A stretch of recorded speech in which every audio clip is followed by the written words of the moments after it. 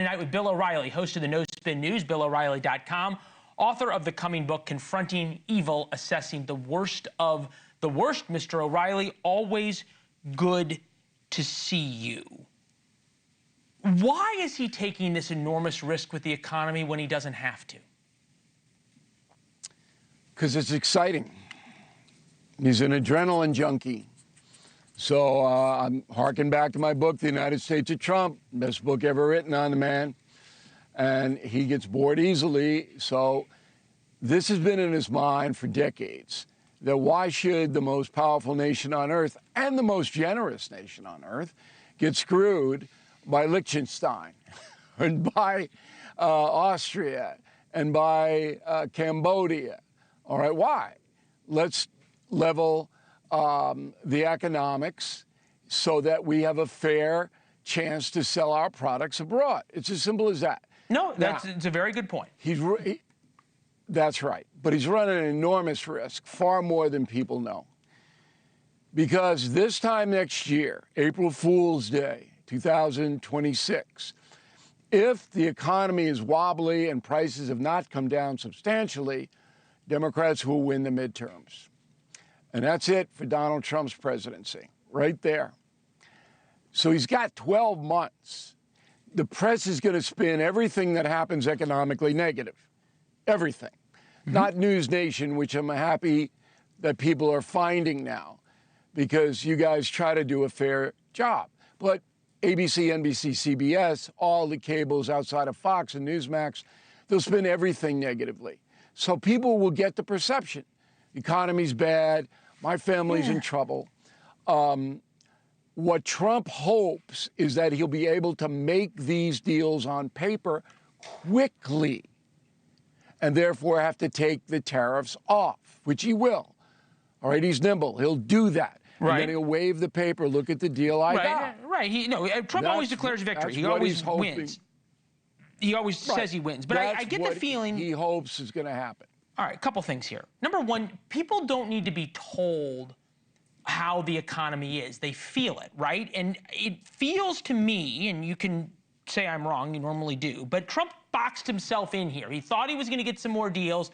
He's getting to April 2nd. He has built this thing up that this is going to be massive tariffs, and he's going to make this huge thing. So either he has to come off as weak by not imposing the tariffs, or he has to, as you say, really risk crashing the economy. And economically speaking, this is a little bit like how Donald Trump or how Joe Biden kept saying, no, the economy's great, the unemployment numbers are low, inflation's coming down, on and on and on. But people felt like prices were too high. It doesn't matter what the media says about the economy. They said it was great under Biden. American people didn't believe it.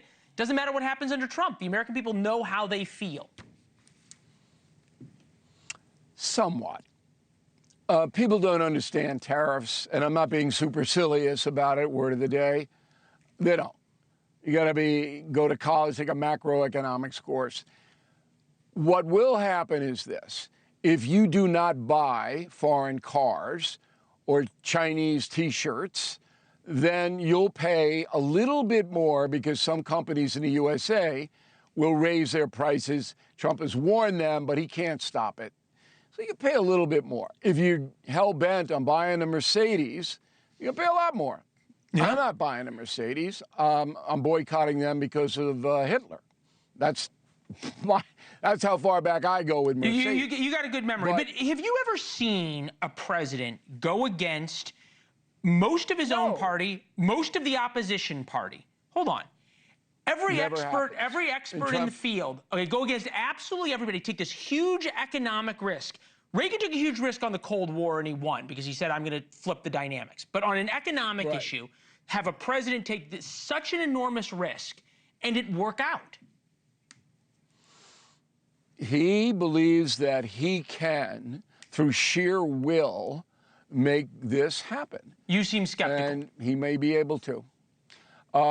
He's not a timid guy. Everybody knows that. He doesn't play it safe. He's never played it safe, and he's won twice. So he's going to, but I think in this regard, if you see the unemployment numbers go up dramatically, if you see the stock market, that's a key for Trump. He locks in on that stock market. if it has another bad quarter, you're going to see changes. All right, you will. Quick changes. But he's going to ride it out a little bit more and hope he can get those deals. That's what he's hoping for. Again, you seem skeptical. About what? You seem skeptical that this is going to work out well because you give the warning of next April. You talk about the stock market. You got cops and firefighters with their 401ks. You know, working class Americans who are now his constituency have a lot less wiggle room and get a lot more nervous than rich Americans. Everybody's worried. Everybody's worried. I have a lot of Trump supporters who are really worried. Guys who were all high-fiving, business guys who were all in on Donald Trump when he won. Now we're going, wait a second, we thought this was a negotiating tactic. We didn't think this was going to happen. That's on them.